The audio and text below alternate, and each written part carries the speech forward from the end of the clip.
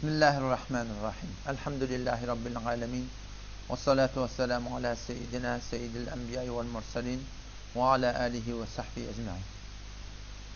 Hemçinin ki geçen haftada son Gurrun Molli İbrahim Aleyhisselam'ın dastanını başlamalı oldu. İnsaniyette bir hıslet var. İnsan dastani, kıssani, hikati kavur yer. Ve Allah Teala menin tenin halıkımız, Rabbimiz, Malikimiz. Allah Teala da şu öt pak kelamında şu insanın tüyyen dadını lihaz ediptir.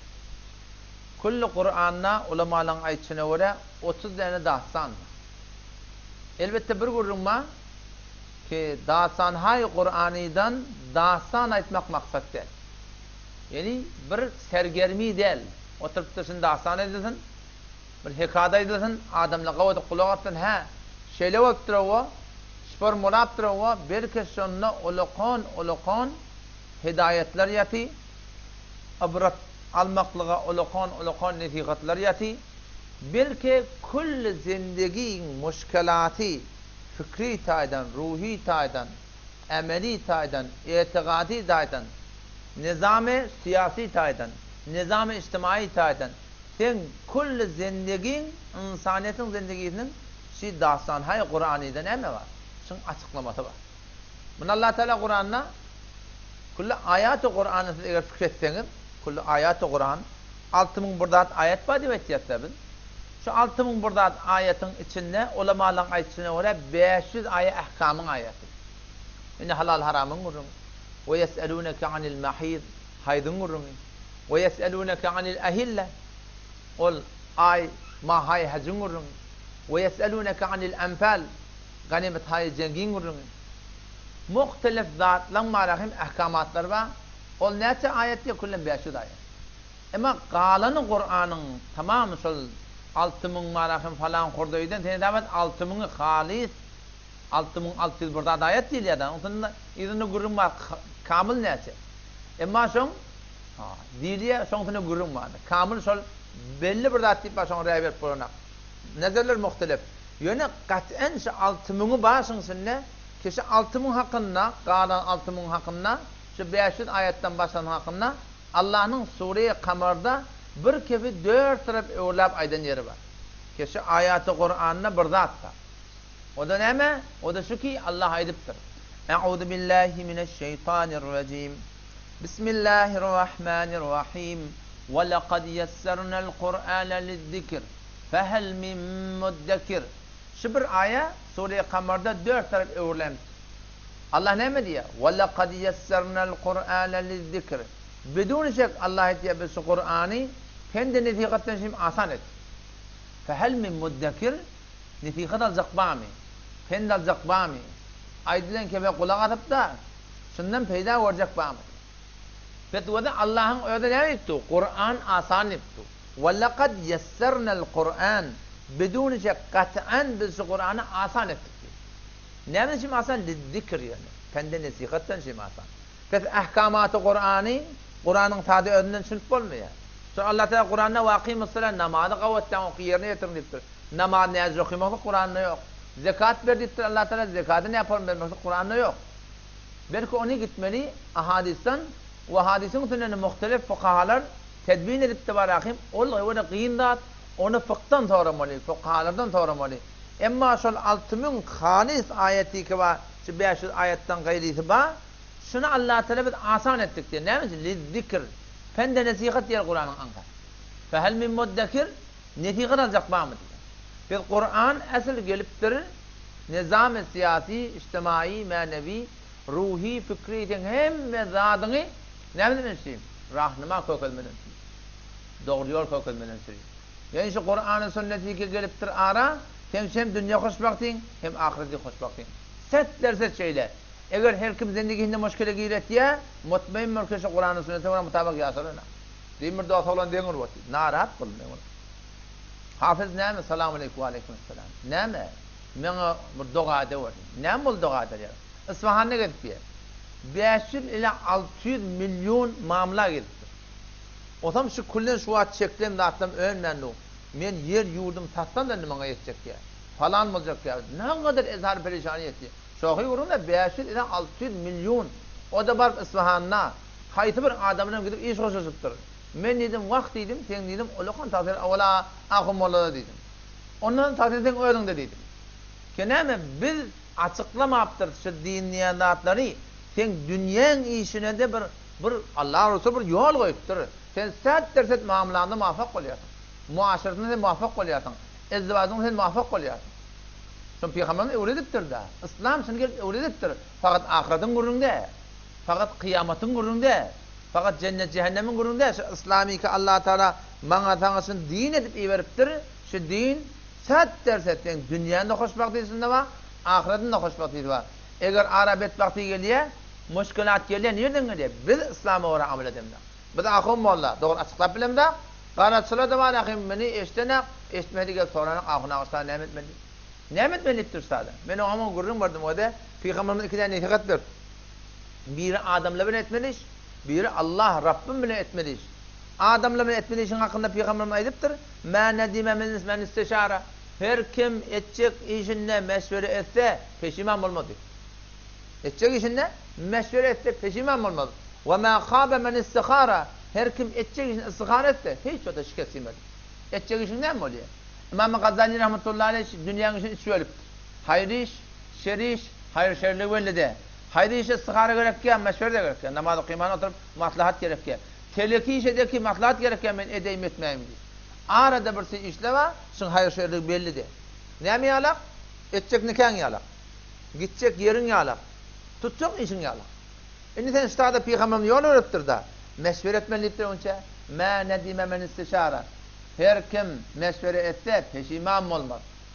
Sen bir gıydığa var yardın. Bir oğlan sana kudaşılığa gelipti. Sen kanavadana bir yer gelipti. Sen kanavadan biri kudaşılığa varıptır. Önce sen sana barmakan, cevabı musibet vermeyken ne et yerdin? Meşveret yerdin. Bir iş suncak ol yerdin. Al-Settar dittirle falan yerde daru derman var. Sizce peyda var falan var. Hop, indi şey meşveret etmesi önce edecek için hakkında. Onunla kimle meşveret etmeli? Şöyle işin uğrunu gepen adam meşveret etmeli. Teraşkari edecek odan şöyle uğrunu gepen adamla bilir. Öğlenecek odan şu hanvadan tanıyan adamla bilir. Falanı seferet işecek odan şöyle uğrunda bolup veren adamla. Meşveret yerdin, meşveret yerdin, meşveret yerdin. Meşverden geçmedi mi? Hayır yok. El çekiyen buna da. Şimdi meşverden geçiptir. Almalı boltdun falan gayr qawi. Geliptir bir qafiyindan qaw xanı vardı. Halal xor. Nojavan oğlan, javan oğlan. Boğul maruf salim oğlan. Şimdi geliptir meşvere ettin, soradın, da ettin, meşvereden geçtin mi hava? Şimdi ne etmedi? O da meşvere adamla bilen bol. Bir qadamını artmalı, işini Allah almalı. İkrekan nefinde manu qiymalı. Ya Allah, men falan iş tutacak bolyan.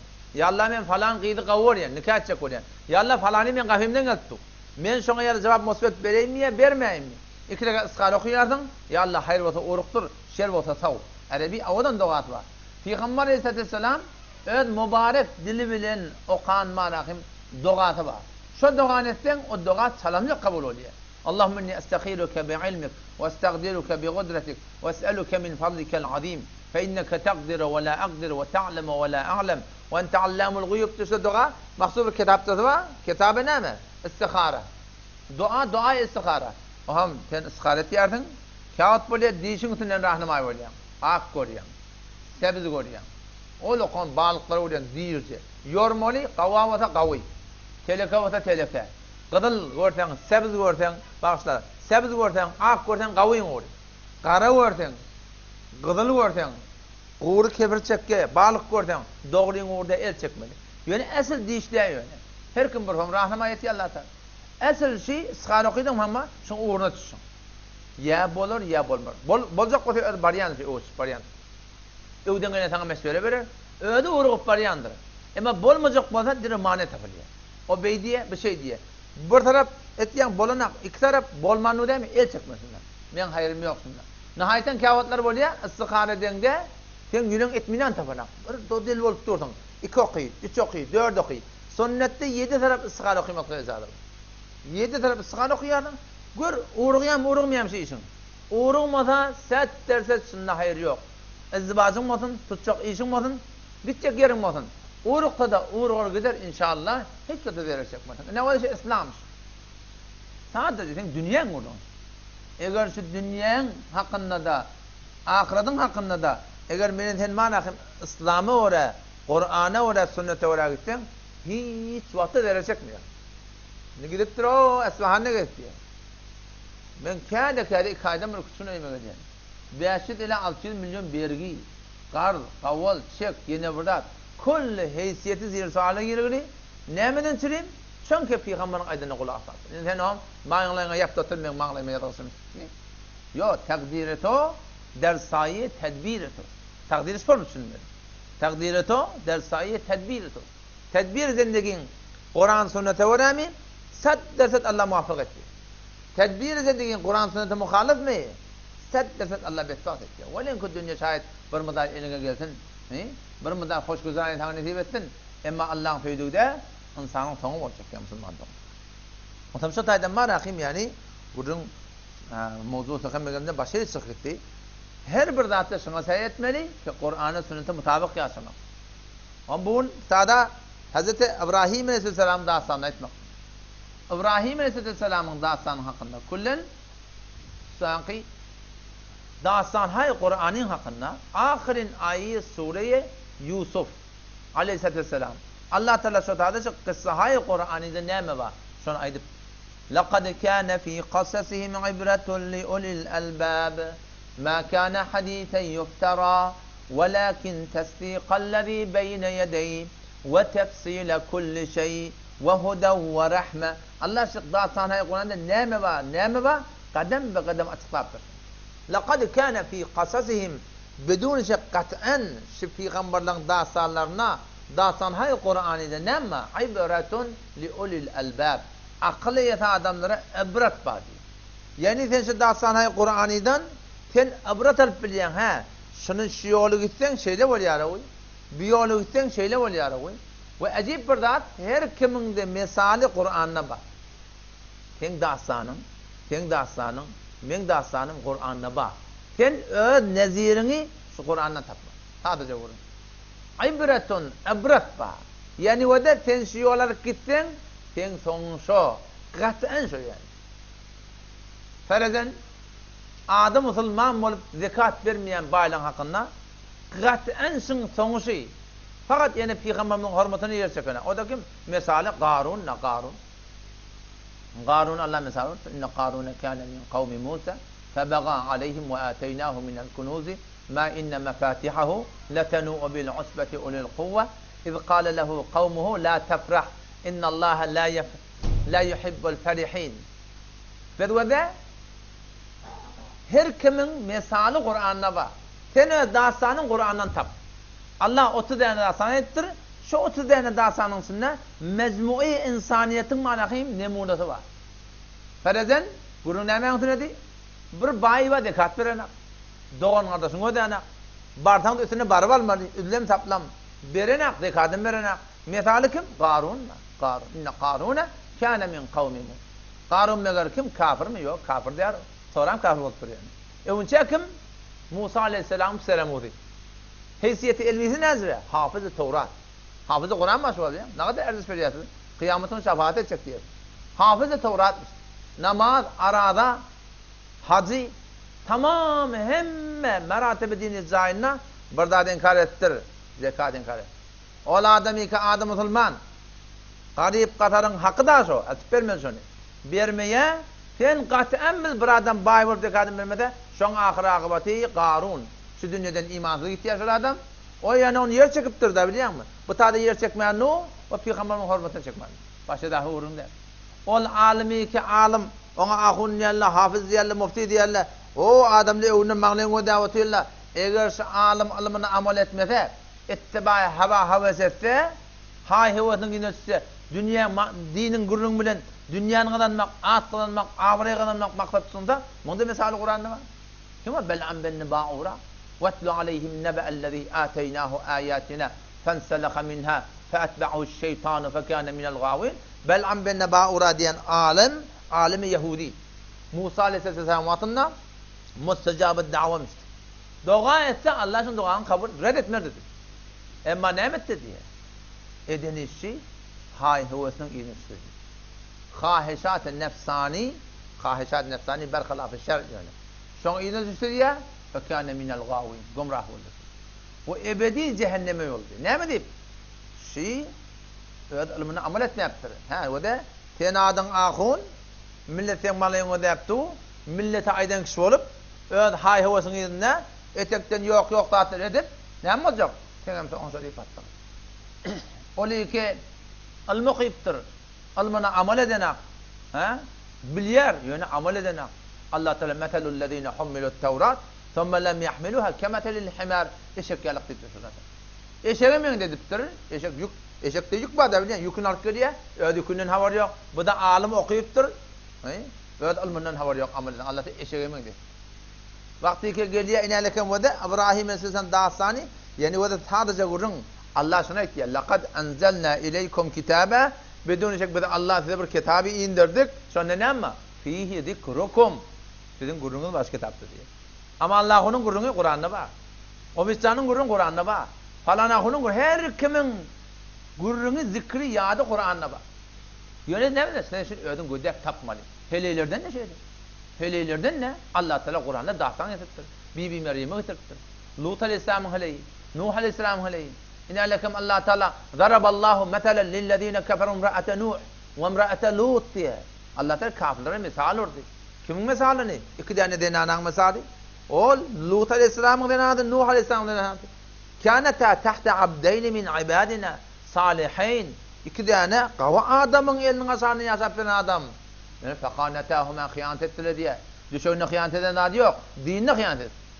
Felem yughni anhumâ minallahi şey'e. Ve qîle dhulen nâre ma'ad dâkhilin. Cehennemi oldu diye. Şu denanalara adı Müslüman bilme ahunun helebi, takdirin helebi. Şoları olukun hoşlar. Sen şu ahunun aydan bilen olmasan, bir falan hocavi.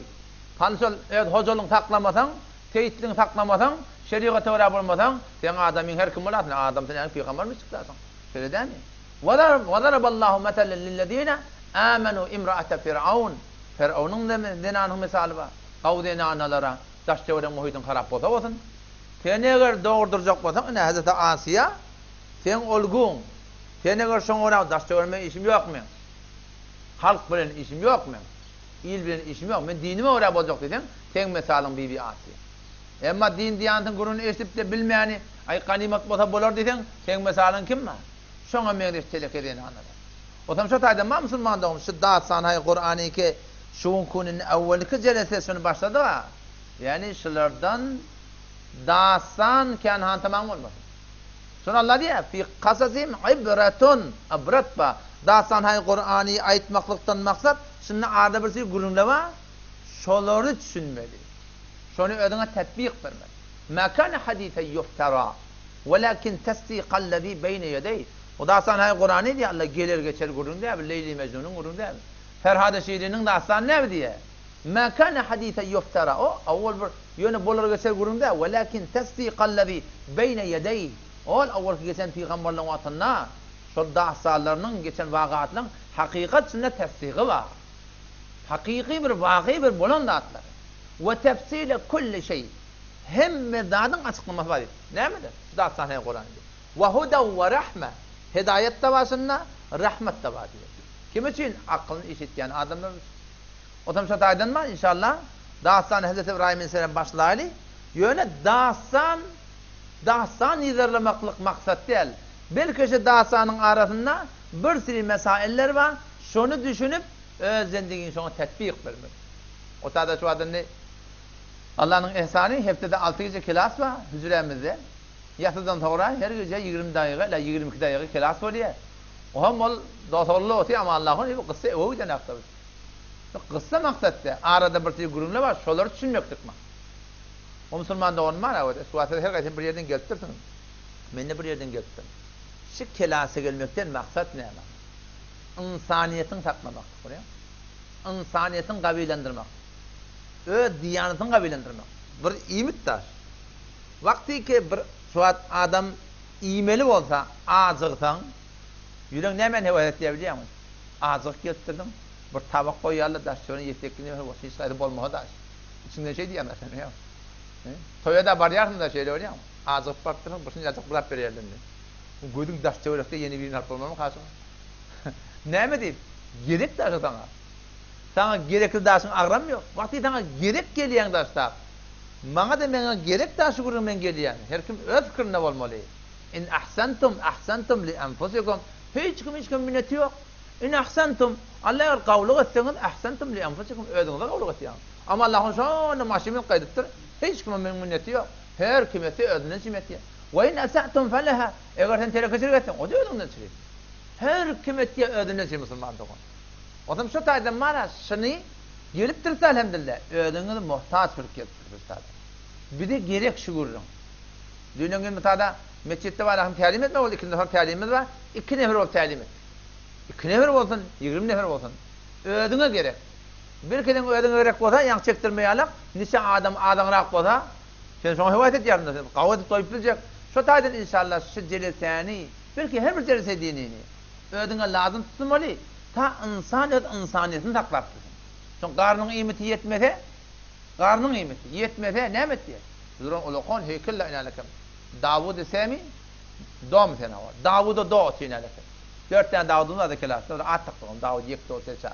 Davud doğu inalekem. Sonra 24 tabba iyimit vermeden, şun duran heykelinden peyda yok. Ne mi olup durmuyor? Daşı tanalım. Daşı 50 ne mi inalekem? Davud da. Ne Davud saydı geldi. Hava. Gel Davud'dan, hoş geldin. Davud'un şu heykelinden peyda yok. Muşkul nerede? Muşkul içine iyimit yetenek. O da Müslüman doğan dinin gurrunu şey, mana sana şey diyanatın gurrunu Kur'an'ın celesinde oturmaklıktan maksat insaniyetin saklamalı.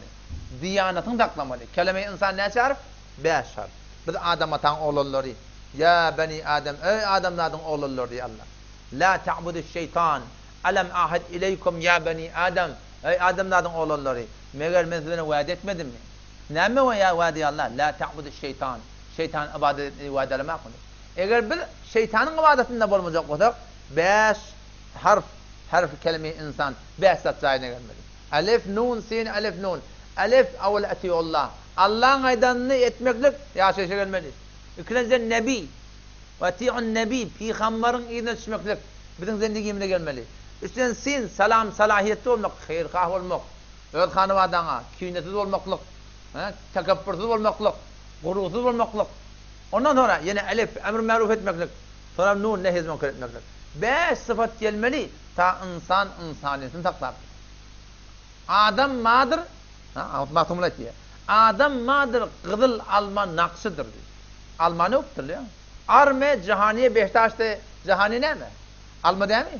Alma durandır bir kaptarlık kapı olursa öyle mi? Almada bir hüner var. Bir sürü hasiyetler var aslında. Başka meyvelerde var. Selameti ve dikkati bir nezirde. Adam madır kızıl alma nakşıdır. Adam madır hayvan onun yakşıdır. Ne mi deyip?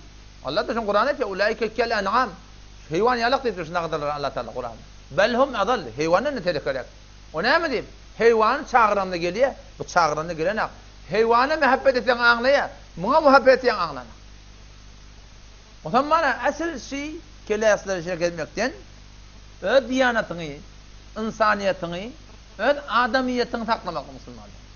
Hazreti Faruk Azam radıyallahu anh'ına bir bağa bir iş geldi. Bir adam çobanmıştık. Düye vakit veren adam.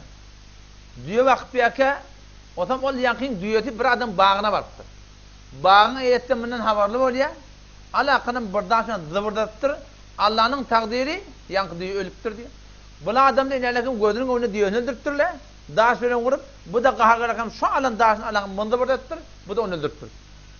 Bir diyen yerine adam öldürttür diyor. O zaman yankı öldürülen adamın 3 tane oğlan uşağı var. Tutup durlar. Getirildi diye Faruk Azim radıyallahu anh. Ya emir müminin ne mi? İnerlekin şu adam bizim diyademde öldürür. Söylem hava. Ne için öldürdün? Gurun ne mi? Ya emir müminin söylem oldu. Ben düğemin bağına vardım. Yani ki burada dedim ben düğemi öldürdüm. Ben de son vuran daha sonra bunu vurdum. O da öldü da etti. Şeylem hava. Ondan ben hatta sana cari ederim. Kısas etmedi. Onu ya emir müminin.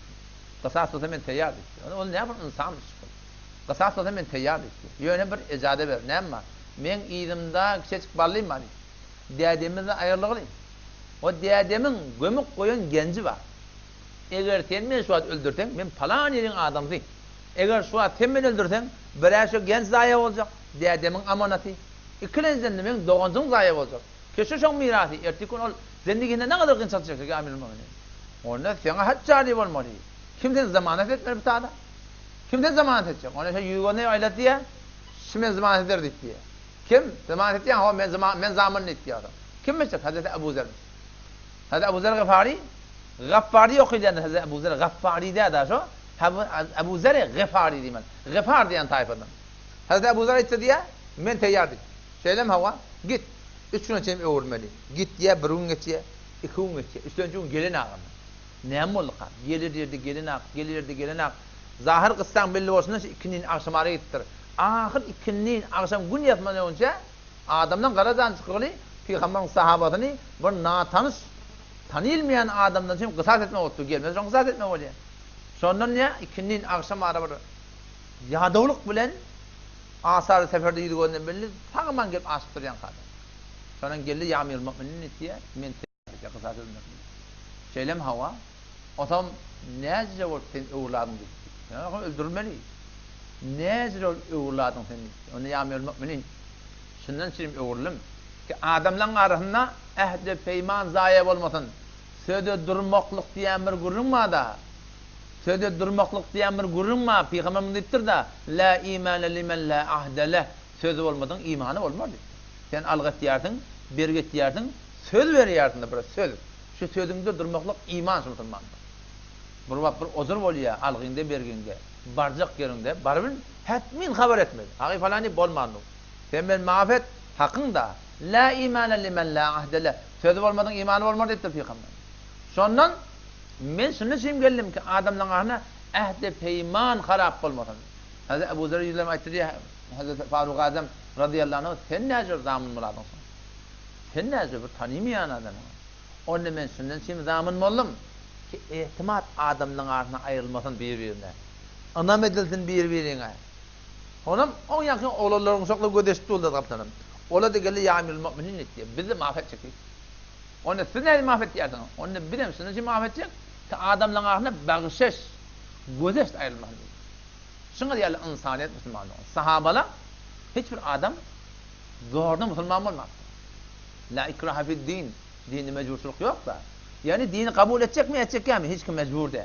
Ama dini kabul ettin mi? Çünkü la ilahe illallah benim fermandam Allah, fermanravam Allah, hakimim Allah, halıkım malıkım. Hem adam Allah deyip durdun. Şu Allah'ın adına oraya bulmaklık mağazana ezbar.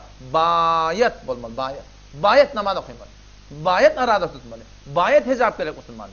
Bayet helal haram saygımı. Sonra ne? Söz edip durdun. Söz etmedinse sana hiç bir oğul merhek yok. Ezvar yok tabi.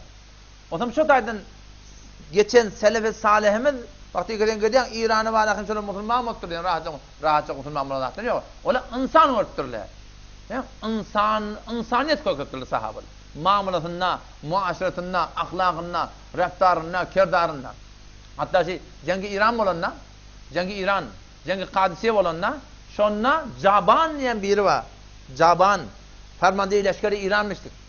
O zaman şol darı girdiğinde Müslüman Arapla ve baştaki Müslümanlar leşkeri İran'la vuruşvatıyla.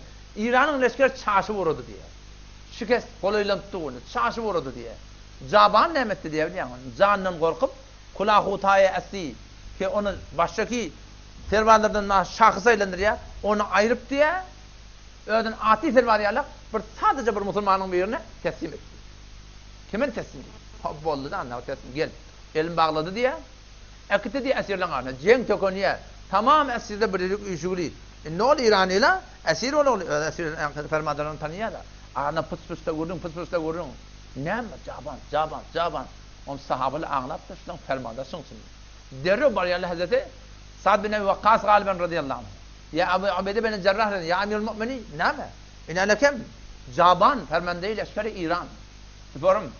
Ne kadar Müslümanıdır. Ne kadar taktikal cengi bilen Müslümanlar derer öptür. Esir oluyor. Seni bayet mi öldürmedi? Kısas etmedi. Her sadece Müslüman çıktı ya Amir Mu'minin. Ya fermandayı leşker men söz verildi. Men söz verildi. Sadece Müslüman. Şu sadece Müslümanın sözü padişahın sözü ya İslam yarısı var. Şun bir kefinden çireyim, şol Caban ferman eyleşkeri yani öldürmeptirler. Ola insaniyet kökettirler. Simay Faruk Azam radıyallahu anh geliyor da vakti ki Sa'd bin Vakkas, Ebu Ubeyde bin Cerrah radıyallahu anh İran'a karşı leşker şöyle kaderler bir yerde kav oturağa gittiler. Bir neçe vaktiler oturağa gittiler. O zaman şunun çadırlarının tepesine terçe hıvırt gibi cerptir, yumurtlağı uzunaptır, çağızık kolu oldu. Şimdi leşker kullun göçagoç, sonra görüyorlar ki şeyle. Bir tane çadırın üstünde kuşçakal ayacak kıyık çıkıyor. O hem fermanlı leşkere haber verdiler. Şeyle, bir çadır ayacak koyuyor, tepesinde kuşçakal zayıf tuttur. Onda çağızıkları var. Bu ne mitmini? Koyun şu dursun diye. Şol Sehra-i Berehut'ta bir ulukon çadırı koyup kaydıptırlar. Ükistancık terçeciğine cevap vermiyorsun. Ükistan terçeni. Onlar insaniyet kökettiler Müslümanlığı. Şu hükümünün zamanında olguyu emeli yok. Olguyu guftarı yok. Gurun şey olgu olmalı. Hası erkek adamlar kanvadı olgu olmalı. Sen adamın seni bir enesinden atasından ayrık yaptılar şahidatta. Geltirdiler şu şeyden.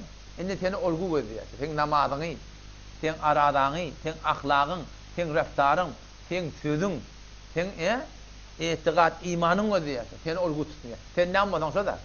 O zaman şu tayda Müslüman'da olman hakim. Yani şu dini klasları her yerde lazım tutmak takip eden insaniyetimiz, imaniyetimiz, adamiyetimiz zayine gelsin.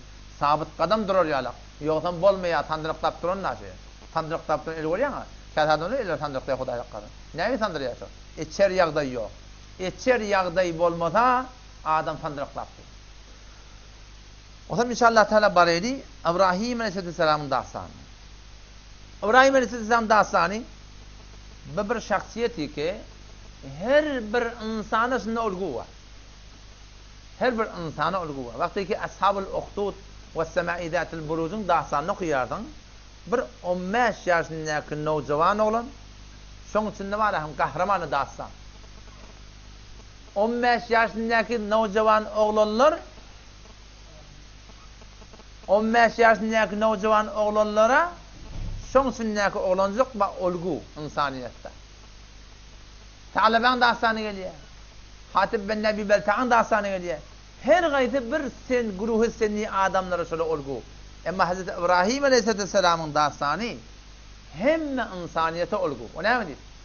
Oğlancılık bolsan şunun içinde İbrahim sen oğlancılıklığının gururma, nocavanlığının gururma, yaşlılığının gururma, ayal taklayışının gururma, Allah'ın önüne zehmet şunun gururma, Allah'ın önüne kıyısal şunun gururma, padişahın önüne durmakla hakkında gururma, nefsine ters durmakla hakkında gururma. İbrahim Aleyhisselam şöyle bir şahsiyeti ki şunun hakkında hem insaniyete var olgu olsa. Şunun dastanında heleleri de gururma, erkekleri de gururma, ezdivacın da gururma. Ne kadar mesailler var Müslüman'da. Hazreti İbrahim Aleyhisselam diyenler umumen bizim aramızda şol oda giren vakti ro akta kalım hadiyetler. 16 yaşında bir 16 yaşındaki cavan oğlan şu zamanın padişah vaktinin önüne emetti. Kıyametiye ve şoförüm Allah Teala'nın derece verdi. Şimdi o da tane bir gurum var. İbrahim Aleyhisselam'ın maksadı dastanı kendi maksatlarını Allah Teala beyan ediptir. Kendi netikatler var aslında. Yani İbrahim Aleyhisselam tanımalı. Ne yapalım insan? Ne yapalım şahsiyet? Şu şeyle bir şahsiyet ki Peygamber Aleyhisselam'ın da sürüttür fettebi millete İbrahim hanife. Ey Resulü Huda sen ki eşreful Resul, eşreful Enbiya, ba'dez Huda, buzurg toy, cümle muhtasar. Seni Muhammed Mustafa Aleyhisselam da kendisi İbrahim'in yerine düşmedi. Şu bir şahsiyet Müslüman doğan. Ve İbrahim Aleyhisselam bir ulukam bir şahsiyet bulundan her vakit her zamanda iddia ediptirler ki İbrahim bizimki. İbrahim Aleyhisselam bizimki deyiptirler. Yahudiler İbrahim bizimki deyiptirler. Mesihiler İbrahim bizimki deyiptirler. Müşrikan-ı Mekke Resulü Huda hem o da İbrahim bizimki deyiptirler. Allah Teala hemmetin nefi ettir. Ma kana İbrahim Yahudiye. Ma kana İbrahim Yahudiye. İbrahim Yahudi dedi. Ve la Nasraniye. Mesihi de dedi. Velakin kana hanifen muslime. Sından Allah'a teslim. Batıl akidelerden, tefekkürlerden bizar. Ve ma kana minel müşrikin. Müşrik kafirlerden de dedi. Ona İbrahim Aleyhisselam nezir insan Şeyli bir şahsiyeti ki Allah'a teslim. İbrahim Aleyhisselam'a kim yakın? Ta kıyamata çellim İbrahim Aleyhisselam'a olgu. Kim İbrahim Aleyhisselam'a yakın ol başarıya. Kimin zindagi te şoň ora bolsak bolsa, sen İbrahimi bol ýa. Sen ady Yahudi bol, hala Mesihi bol, hala Musulman bol. Her kim bolsun. Allah Teala şonu aýtdy: "İnne awlen nasi bi İbrahim." Bişek sezawar tarin insan İbrahim Aleyhisselam. Şoňa beter ýaqyn, doğan gardaşy ýa. Kim şo? Lellezine ittaba'uhu. Şol wagtda şoň ine çöller. İbrahim'e beter ýaqyn. Ve hâzen nebiyyu tenzki xambarın diýe. İbrahim'e ýaqyn. Ondan sonra imanlı adamlar başa vellezine amenu iman getiren adamlar var. Onlar hemse İbrahim Aleyhisselam'a yakın. Peki asıl var ahim İbrahim Aleyhisselam'ın iyine düşmeklikte amal etmeklik gerek takım beni ne midir ya? İbrahim Aleyhisselam'ın bir münasebeti tavsiye ya Müslümanlar. Şimdi sade görünüşün ne? Ki İbrahim Aleyhisselam Allah'ın halili oldu. Bir peygamberin hakkında ne mi diyor? Hem Halilullah, Peygamberin bir lakabı hadise geliyor. Men Allah'ın halil tutunum diye. Allah men halil tutunu diye. Yani asıl Peygamber'in lakabının hakkında Habibullah diyor. Peygamber'in Allah'ın Habibi. İbrahim Aleyhisselam Allah'ın halili. Halil ve Habib'in arasında ne fark var? Halil lidik diye şun yüreğinde Allah'ın muhabbeti, Allah'ın didarın muhabbeti, Allah'ın şevki, Allah'ın zikri, Allah'ın fikri şun kull vücuduna girirdi. Kull zindigisini tehtişe karar verir. Her bir zatçıl Allah diye şu insan şuna teyyar. Sadadının halil oldu. Ondan sonra bizim Peygamber'in Habib oldu. Habibi ulamalar içinde Hab'den aldı. Hab diyen dene. Dene hem bir tane nokta yardın, bir taneden marakın oradan 100 tane dene. 100 tane noktadan ne kadar? Bara atıp var ya, ötüp var ya, artıp var ya, ol Habib yani derece-i muhabbeti ki Allah tarafından Peygamber'e var. Ol bir nihayet. Halil de muhabbet, Halil taraftan Allah'a, Habib de muhabbet, Allah taraftan Peygamber'e Müslümanlar. Hop, indi Halil olmaklık fakat İbrahim Aleyhisselam'ın tabi. Yok, her kim Halil olup başarıyor. Her kim Halil olup başarıyor. Allah'ın doğası olup başarıyor. Allah'ın doğası olacak olsan ne etmeli? Sadece vururum. Allah'ın doğası olacak olsan o düşmanı tanımaz. Düşman şenasi, beter Muhammed. Asıl sunkı Müslümançılıkta düşman tanıydığına. Ödün tanıydın, Hudayı tanıydın diye de düşman tanıydın diye. Senin düşmanın kim? O dost, o hemsaya, o falani, o böyle, benim düşmanım var. Düşmanın sen keteki de. İnki olakon iki tane düşmanım var. Sen şu düşmanı eğer yiyin sen molyan Hudayı'nın öyleydi. Sadece vurun. Kim o? Bir nefsin, bir de şeytanın. Nefs diyorlar. Kur'an'da nefsin hakkında ne görünsünüz ne? Allah sana İbrahim Aleyhisselam'a halil deyiptir. Bir de halil olacak olmalı. Halil olacak olsan ödün tanıymalı. Önce düşmanın tanıymalı. Ondan sonra doğata o tanıyar. Jo la kaha, wo la huwa. Wo lami isme la huwa, cöz la huwa, kol la huwa. Ferkiya huwa, Allah huwa. La ilahe illallah tefsirini. Ulemâye Diyobende ordu tefsir ettiler. La ilahe illallah'ni jo la kaha wo la huwa. Sen la ilahe illallah düşünende önce şöyle hisse la ilahe illallah Muhammed Resulullah. Bana diyorlar kelime bir nokta. Noktası yok. Ama kelime por nokta. Kan mana yetişmiyor. Berkese ne mi? La ilahe. Tavır kenarı dikkat. La ilahe. Yok hiç yapmıyor. Önce inkar etmek. La ilahe illallah. Allah'dan var. Önce kelimeyi hisse evvel kelime inkar et diyordun. İnkar etmeli zatla. Kabul etmeli zatla var. Yanaşmalı zatla var. Uğruna gitmeli zatla var. Aydın etmeli zatla var. Önce la ilahe yok ilahi bir kılıç şöyle. La ilahe iyidir ya şöyle. Ketmeli illallah. O zaman kucaklaşması var. O zaman karşı alması var. O zaman ilerçmesi var. La ilahe, ilahi yok. Önce ilahane batıl, ilahayı batıl, ma'budane batıl, fermandavayane batıl, şoları savunmalı zindagiden. O zaman Allah'ın muhabbeti, o zaman sonra nasip ediyor. Dilinin ötene zaman var. Din dostlarının bir ismi seviyor. Hafız, Allah'ın muhabbeti ne yapar bir görmez. Näme deyin kimen Allah'ını gawwereyin. Allah gawwermezler. Çünkü hemme adın şondan. Onda da sana doğru muhabbet taplana. Men Allah'ını gawwereyen niye bizin aramız tapmak değil. Her kim erten turya men motorum, men oyum, men maşinim, men ayalım, men oğlum, men ýyldym, men dükkanım, men hiç kim men Hudaýym diýen budyň aramyzy. Men Hudaýym şey diýipdir diýen ýok budyň aramyzy. Men Rab, men dostumy terip durýan sen. Men hanawadaňy terip durýan sen. Men faýmylmy terip durýan sen. Men mugytymy terip durýan sen. Emma men Hudaýymy terip durýan sen diýen ýok aramyzy. O näme diýdi? Şonke düşman tanýyna. Düşman tanýmaly. Düşman in kolakon düşman näme? Peygamberimiz aydypdyr. İnne a'da aduvuk düşman terine düşmanın kim şo? Nefsukelleti beyne cembey. Şu vücudundaki nefsin. Sen vücudunda bir nefsi pırdappa. Sen düşman terine düşmanın. Nefsin hakkında Kur'an'ı 3 tane vurun gelir. Birden birine güçlüyecek. Ama şeytanın hakkında bir taze bir vurun getir. O da inne keyde şeytani kâne zayıfe. Şeytanın hilesi zayıf diye Allah. Ama nefsin hakkında bir nefsi mutmainne gelipdir, bir nefsi lavvame gelipdir, bir nefsi emmare gelipdir. Nefsi mutmainne hakikat ödün Hudaýa beren adam. Kullu vücududu Allah bilen. Günah etmeye, edat ede çodasda cobran etdiği adam. Buna da nefsi mutmainne bu Hudaýa Teala'nın velisi olur. Bu nefsi lavvame olur. La uqsimu bi yevmil qiyame. Allah etdiği men qadam etdiğen kıyamet günü. Ve la uqsimu bin nefsil lavvame. Allah etdiği men qasam etdiğen nefsil lavvame. Nefsil lavvame näme? Nefsi melametkar insan. İnsanın vücudunda eğer bir form taali tapsa, roş tapsa, mecazi dinin isfade etse, şu adamın nefsi derecesi koyan alıyor. Lavvame oluyor. Lavvame diyen näme? Gawiş et diye, teleki işlet diye. Gawiş et diye, teleki işlet diye. Mahır muhur bolup berýär. Ýöne öde özüň serzeniş etdi. Men şu bolup berýärsin dogry da, men şu bolup berýärsin bolmaýa. Hasan şimşek gelmeli, günah etke öde özüň ýadgarýar. Hatta günah garşyn barýar, bilýärsiň dogry däl onu. Edenden sonra peşiman, ýene özüň ýadgarýar. Maňa diýerler, nefsil lavvama. Allah maňa näme edam aldy? Allah maňa näme edam aldy? Allah umid bakı Allah'tan rahmatdan şeýle bir adamlary. Ýöne bundan da yaman bir nefs var. O näme? 10-njy paraň başyndaky, 10-njy paraň başlaganda. Yusuf aleyhisselam dilinden Allah taýip etdi, "Ve ma uberri'u nefsi." Yusuf aleyhisselam diýdi, "Men öz nefsimi paklamayan.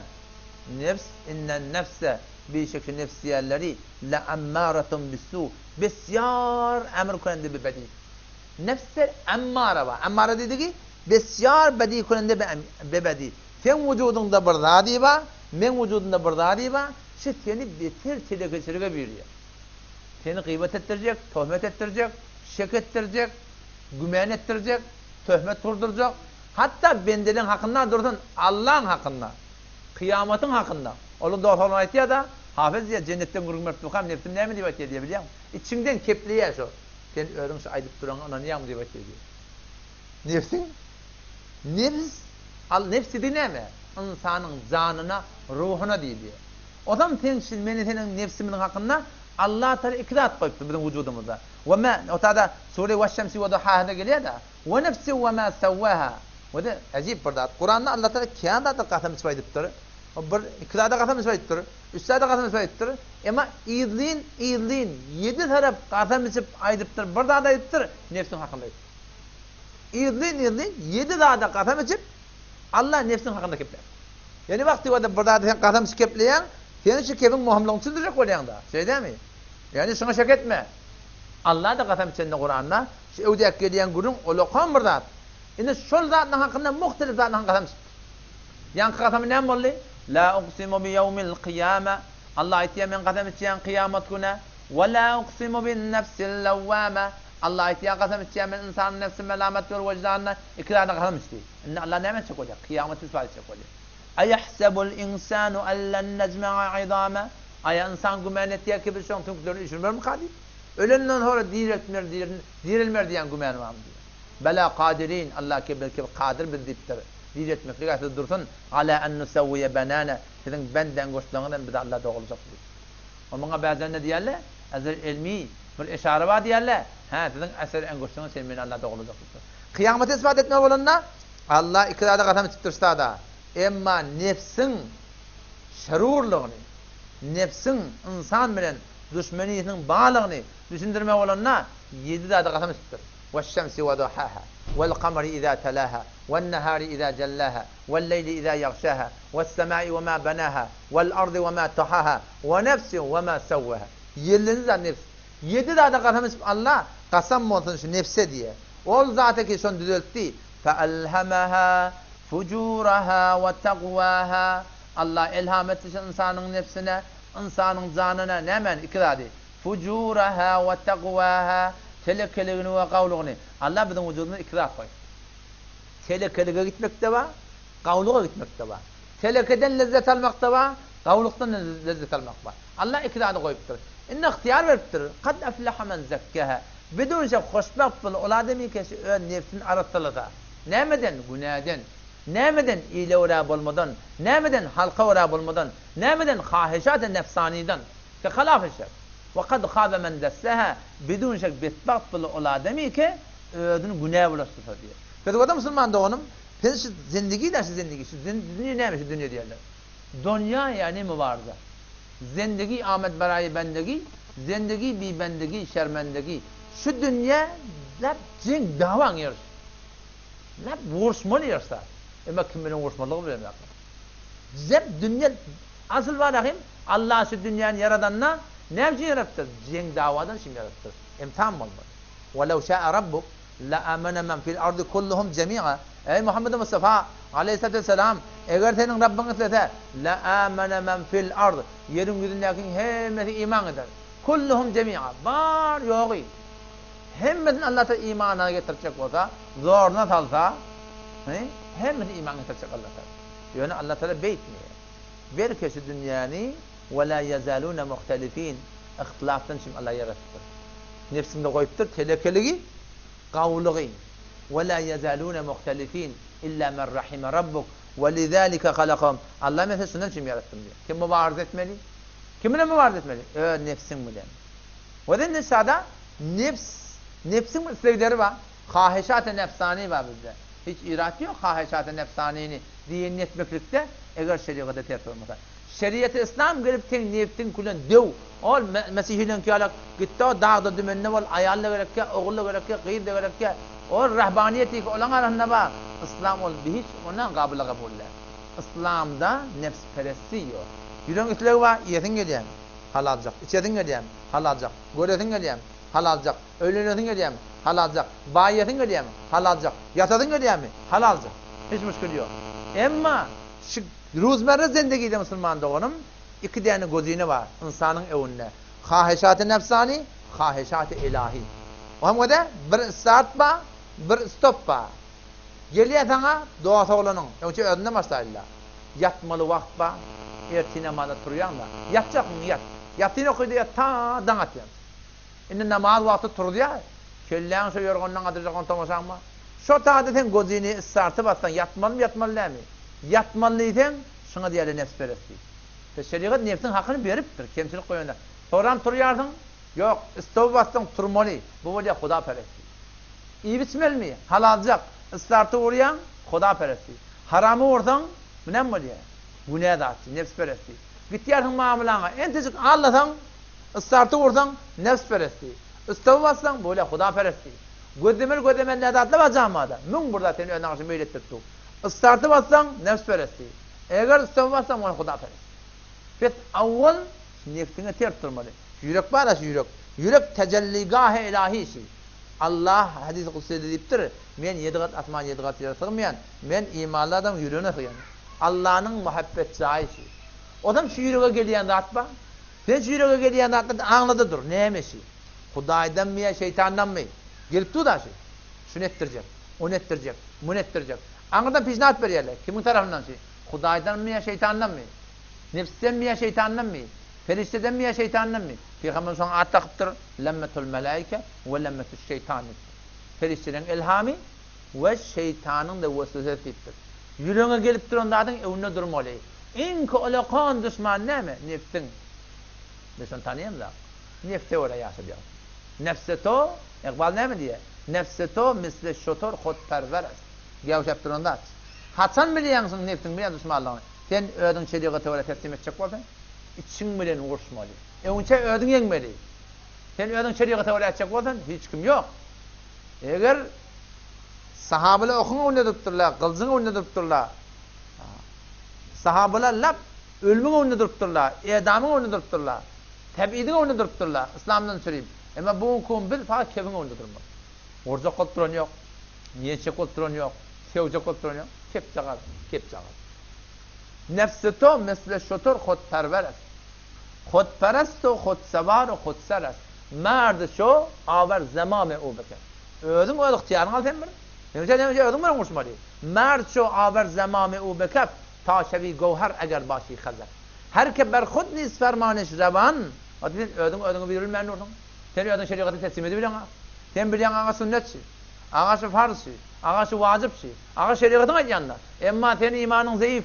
Halktan müteessir, ilan müteessir. Her ke berkhod nis fermaniş revan, mişebet ferman fazileti kelam. Peygamber Müslüman doğan, İbrahim Halilullah varıptır. Bilim Halilullah olacakdan sadece bir gurrun. Ve amma men khafe maqama rabbih ve nehen nefse anil heva fe innel cennete hiyel me've. Bir kadam şey. Bir kadam bas, tanide bas, düşünne bas, şınak bile etiyor şimdi. Sen şuna anan içinde bir düşman var. Men sen aydanyňa kulak aşak gelsin. Özüň bilen boş. Özüň bilen ba sen derk etşi öz wujudunda bir düşman iwaş etşerdi. Allah secde edip yatanny tanışýarmy? Olar arada bir dene denana gelip geleceğin ýanyna diýipdir da ýüregim Hudaýa tewýär diýip. Ýüregim Hudaýa tewýär. Bolýan atlar. Hakykat nefsiň etýän nazy. Secde edip ýatyrdyň. Düňgürdi ýaşaşyň. Her näme diýip, işim bolmady. Düşman şo. Ve Peygamberimiz tanıtdy. İnne a'da aduvut. Düşman tirini düşmanyň nefsuk. Ýa-ni nefsiň. Şu öz wujudunda doganagi bar. Sen şu özüň bilen urşup, sen özüňe piruz bol, sen dünýäň, sen öz wujudunda. Sen älim jahan saňa baragam gülsülle, ewsülle, el çarptırla. Sen wagty öz wujudunda şikest segili, sen hiç de esas hoşbat etmez. Sen hoşbatyň öz wujudunda, dünýäde wujudunda, ahiretinde wujudunda, hemmede sen öz wujudunda. Sen gör özüň bilen hel etme musulmandyň. Nefsiň ma ulaqan düşman. Şony düşman sunmaly. İnki ulaqan düşman nefsiň. O manasyny wede, ýa-ni Mevlana Jalaluddin Rumi rahmetullahi aleyh ve İkbal Lahiri rahmetullahi aleyh hudi diýip bir kep başa. Özüň tapdy da. Sen kimsi? Men kim? Men näme alanşy? Sen men diýip duran kimsi? Nefsiň diýdir Allah. Şu özüň tap, öz düşmanyň tany. Sen bil ki Hudaýyň zatyna, sıfatyna, imanyna ters zat meni senin wujuduna Allah Taala goýupdyr. Ve ma uberri'u nefsi innen nefse le'ammar. Besyar emr kurende bebedi. Adam Allah'ın velisi olacak näme? Bir şey etmedi. Ve amma men khafa maqama rabbi. Her kimisi öz Rabbi Allah'ın evinde durmaktan korksa, erti Allah'a cevap vermeden korksa, näme etmeli adam? Sürekli oturmalı evinde diyor. Allah'dan men korkan der. Mescitten çıkmaya oturmalı. Yok. Ve nehen nefse anil hava. Öz nefsini hava ve hevesten qaytarsa, şeriatı özün teslim etse, näme bolar adam? Fe innel cennete hiyel me've. Birçok şol erkek zenanaň zaý cennet. Şol zaý cennet. Emma munyň tersine ve emma men taga. Emma aladym ki togyan etdi. Togyan näme? Tokoy bar, tokoy. Ol gurgun togyan qaytar aňyrdan. Ekinne bilenak, pamygda bilenak, goýunna bilenak, sygyrda bilenak. Hol gelýär hemen alyp barýar. Bir adamda bu da togyan digili halalla bir işi yok, haramda bir işi yok, dogry yok, barýar. Hal kora bol vermezdir. Togyan digili. Ve emma men taga. Emma oladym ki togyan etse ve atara'l hayatad dunya. Zindagi dünýäni ihtiýar etse, halkyň ewelini gödese, ýylyň ewelini gödese, fe innel jahime hiyel me've. Birçok şoň ýekije barjaklar dogry cehennemi. Sadece iki makam musulmanlar. Nefsiň üstüne bir ayak bas, nefsiňi ters tur. Şu düşmanyň tany, zaýyň cennet, aňsatjak. Emma nefsiňe orna gitseň, şu bolýar ýyly betbakty. Näde? Şoňa musulman näbil? Bir adam her näçe günah etse şoňa musulman nädir? Her näçe günah etse musulman nädir? Ta adamanyky inkar etýänse. Emma musulmançylykdan ulaqan bir derece bar. Hele de şeýle erkege de şeýle. O da näme? Mu'min bolmaly. Peygamber sallallahu men barha hadis kiratı muzakir etýän. Peygamber sallallahu sahabalar ýüzüne bir kebäçe sahabalar şeýle oturýar. Musulman naslar? Bir de la ilahe illallah Muhammed Resulullah'ını düşünmeni ettirse, olar düşünüp aytırlar. Bir de peygamber görmeni iman etiptir, olar görüp iman etiptir. Bir de mucizeler estemmodak, olar gözlemen görüptirler. Ünne şunlara bir derece verecek öyle peygamber. Şular irtika tapmalı. Şu durum Müslüman sallallahu ne olmalı? Mümin olmalı. Mümin olacak ne etmeli? Peygamber ayettir. La yu'minu ahadukum. Hiçbiriniz mümin olmaz. Yani Allah'ın yanında siz imanlı, kamil imanlı, Allah'ın tüyyen Müslüman için bolmaz diyor. Hasan moliyatın yani. Ya Resul.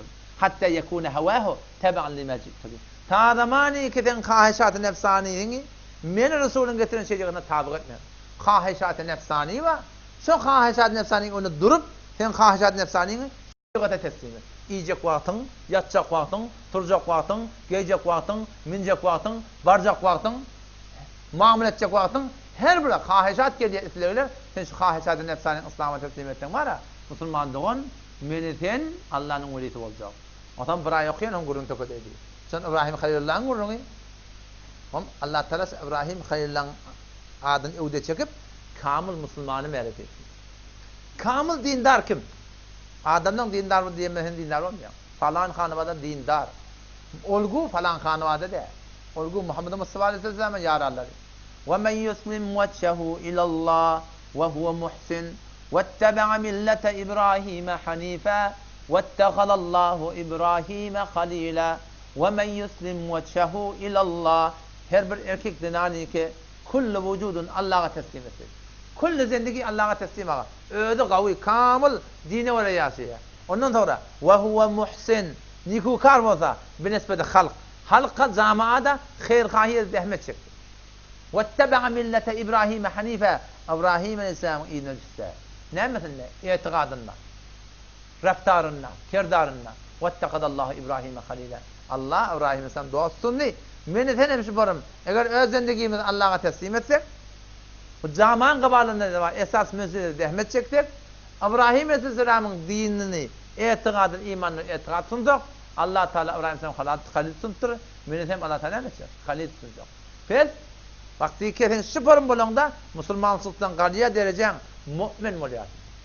O hem Allah Teala Kur'an'da bir yerde yok. İnnallaha ma'al muslimin. Allah ve Müslümanlar bir nimettir Kur'an'da. Kur'an'da Allah innallaha ma'al mu'minin. Allah ve müminle biliniyor. Allah'ın mededi mümin bilen. İnnallaha ma'al muhsinin. Allah'ın mededi nikukar adımla bilen. İnnallaha ma'allezine ettekav. Allah'ın mededi takva fişettiyen adımla bilen. Allah'ın aydanı vere boleyen adımla bilen. O zaman şu taydan inşallah var akım. Ne mi değil? Şuna dua değil. Peki Allah sen tevfik ver bir nefsimi de buyuruyor. Sen şu düşmanın tanıyım. Ya Allah bize asan etsin lan. Başarmandırın dağıttımı var. Dua et. Ya Allah bana asan et. Şu bir ihsas bana sana gelse kimin günahkarsızlık etken. İnşallah biz eve gider. Men şu bolup versim kemçilik. Men Allah benim peygamberin aytgan bolulmayman. Şu ihsas eğer vücuda gelse inşallah gün boyun eve gider. Ama bu gün Türkmen, dok Türkmen. Hoş bir esat namazı okuyat etin. Namazda okuyat. Namazda amel etmeli. Şeriata amel etmeli. Tersana. Ken malakın şunakınlar kemçilik bozdu. Allah temizden tevfik versin. Vesselamu aleyküm ve rahmetullahi ve berekatuhu.